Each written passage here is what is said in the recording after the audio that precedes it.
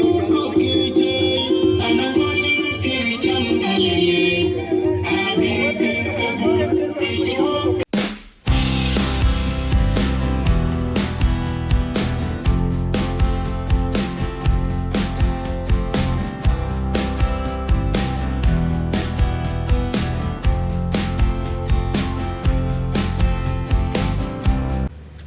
araw mga kabayan. Sa mga video ko nga pala, madalas naman pinapakita ko rin yung kung ano ba yung itsura ng sa labas dito, yung sa main road nila, sa palengke, sa workshop namin. Pero ang pinakamadalas talaga dito nga sa compound. Dahil dito libre kong mag-video. Hindi kagaya sa labas.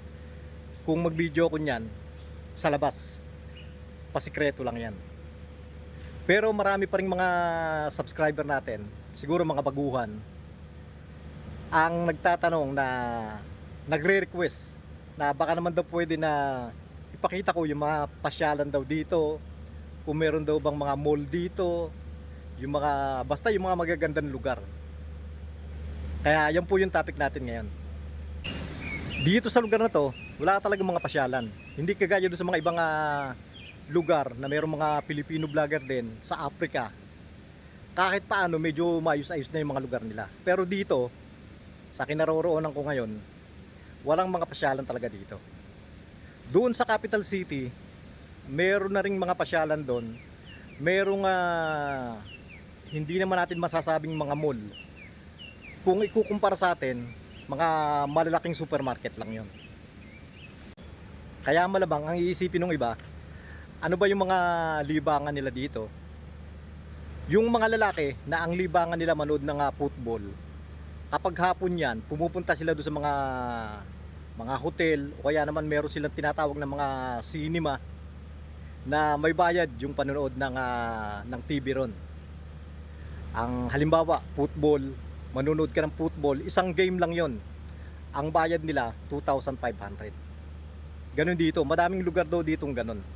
Yung iba naman, mga hotel, pwede kang manood pero kailangan bumili ka ng soft drink o kaya ng beer dun sa panooran nila para payagan kang makapanood. Kapag weekend naman, ang libangan talaga nila, pumupunta sila dun sa may tinatawag nilang Freedom Square. Merong mga activities dun. Merong naglalaro ng football, ng basketball, ng volleyball. At yung pinaka-paborito nilang panoorin, yung wrestling. Yung mga religious naman, lalo na yung mga born again, pag linggo, sa umaga pumupunta sila sa church nila. Sa hapon, bumabalik uli sila doon. Ganun ang nakasanayan nila. At kahapon nga, para may ma-share uli ako sa inyo, inaya ko si James na pumunta doon sa may Freedom Square. Nanood uli kami ng wrestling. Inaya ko si James alas 4 pa lang, pero sabi niya mainit pa daw. Alas 5 na daw kami pumunta.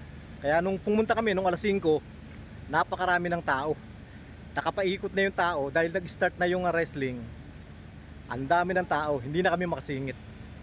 Pero ang mainam naman, nung makita nila na merong foreigner, gusto ko daw bang manood. Pinagbigyan nila ako, pinapunta nila ako doon sa may gawing unahan, yung makakapanood ako. Hindi naman talagang malapit na malapit, pero kahit paano, nakapanood naman ako.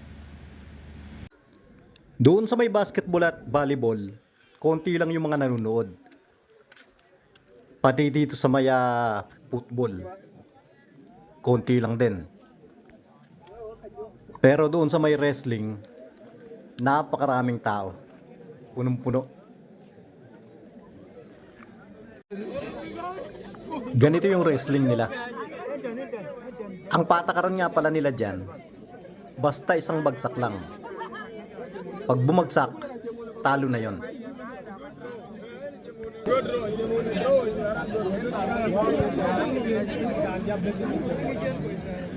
Kailan ako udang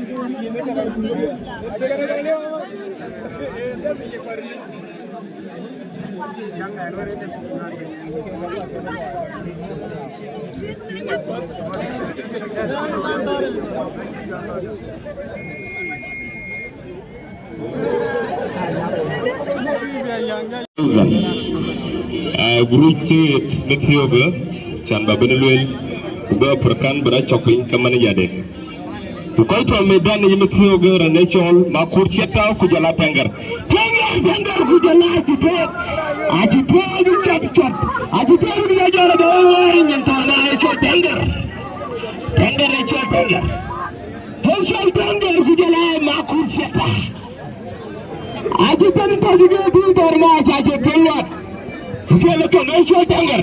Ajitan Dharma mana pasir kah? Dunia ilai Tanger.